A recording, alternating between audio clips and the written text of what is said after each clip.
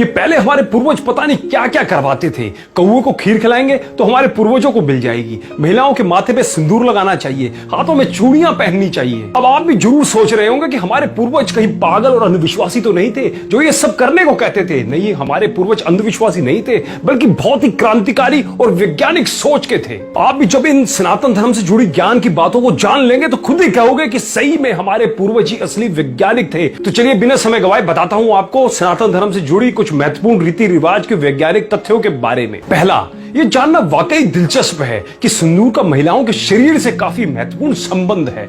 हल्दी, चूना और धातु पारा से बना सिंदूर महिलाओं के शरीर में खून के बहाव को नियंत्रित करता है और कामेच्छा को बढ़ाने में कारगर होता है। यही कारण है कि विधवा महिलाओं को सिंदूर लगाना मना है। सिंदूर में मौजूद धातु पारा के तत्व तनाव और चिड़चिड़ेपन को भी दूर करता है। दूसरा, भारत में मूर्ति पूजा के चलन का वैज्ञानिक कारण बताया जाता है। कहा जाता है कि जब हम किसी की तस्वीर या मूर्ति को देखकर प्रार्थना करते हैं तो पूरा ध्यान उसी आराध्य देवी देवताओं के ऊपर हो जाता है। मन एकदम एकाग्र और नियंत्रित हो जाता है। इसलिए भारत में आध्यात्मिक उन्नति के लिए मूर्ति पूजा को मानव जीवन का अहम हिस्सा माना गया है। तीसरा, हाथों में चूड़ियां पहनने का भी दिलचस्प वैज्ञानिक कारण है। कहा जाता है कि कलाइयों में चूड़ियां पहनने से हाथों का ब्लड फ्लो ठीक हो जाता है, साथ ही चूड़ियों की वजह से ऊर्जा भी नियंत्रित रहती है। चौथा, मंदिर ऐसे स्थानों पर बने होते हैं जहां पर उत्तर और दक्षिणीय ध्रुवों के चुंबकीय और विद्युतीय बलों के कारण सकारात्मक ऊर्जा भरपूर मात्रा में होती है। मंदिर के मुख्य मूर्ति ठीक बीच में स्थापित की जाती है। इस जगह को मूल स्थान या गर्भगृह भी कहते हैं, जहां मूर्ति की स्थापना होती है। उस स्थान के नीचे वैदिक मंत्रों से लिखी तांबे की धातुएं रखी जाती है।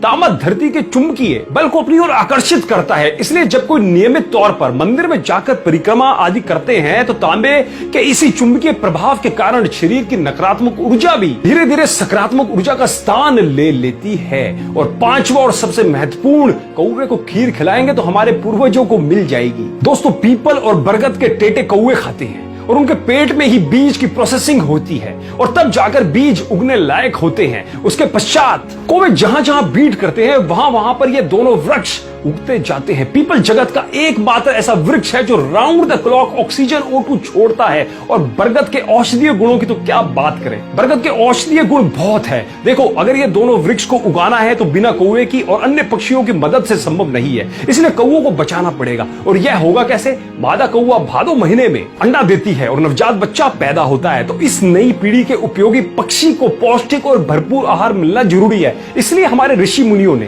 कौवों के नवजात बच्चों के लिए हर छत पर श्राद्ध के रूप में पौष्टिक आहार की व्यवस्था कर दी थी, जिससे कि कौवों की नई जनरेशन का पालन पोषण हो जाए। पर आजकल के कुछ युवा बाहर से पढ़ लिख कर आने के बाद अपने धर्म पे उंगली उठाते हैं। मैं उनसे निवेदन करना चाहता हूं, उनसे कहना चाहता हूं कि सनातन धर्म पे उंगली उठाने से पहले सनातन धर्म को जानो, सनातन धर्म को पढ़ो, फिर उस पर उंगली उठाओ। जब आपके विज्ञान का ABC भी नहीं था ना, तब हमारे सनातन धर्म को पता था कि किस बीमारी का इलाज क्या है, कौन सी चीज खाने लायक और कौन सी चीज खाने के लायक नहीं है। अतः ज्ञान का भंडार है हमारा सनातन धर्म और उनके नियम। विदेशी शिक्षा पद्धति पढ़े और अपने पूर्वजों ऋषि मुनियों के नियमों पर उंगली उठाने के बजाय उसकी गहराई को जानिए। और आज तो विदेशी शिक्षा पद्धति भी हमारे वेदों गीतों का अपने यहाँ प्रयोग कर रही है। तो उंगली उठाने से पहले एक बार जरूर सोचा कीजिए। दोस्तों, मैं उम्मीद करता हूँ कि इस वीडियो ने भी आपको जागरूक जरूर किया होगा। यदि किया हो तो हमें एक कमेंट के माध्यम से सनातन धर्म के बारे में आपके महत्वपूर्ण विचार जरूर बताइएगा। और इस वीडियो को ज्यादा से ज्यादा सबके साथ शेयर जरूर करें जो सनातन धर्म पर उंगली उठाते हैं, उनको भी सनातन धर्म के महत्व का पता चल पाए। चलिए अगले वीडियो में फिर मुलाकात होगी, तब तक के लिए धन्यवाद।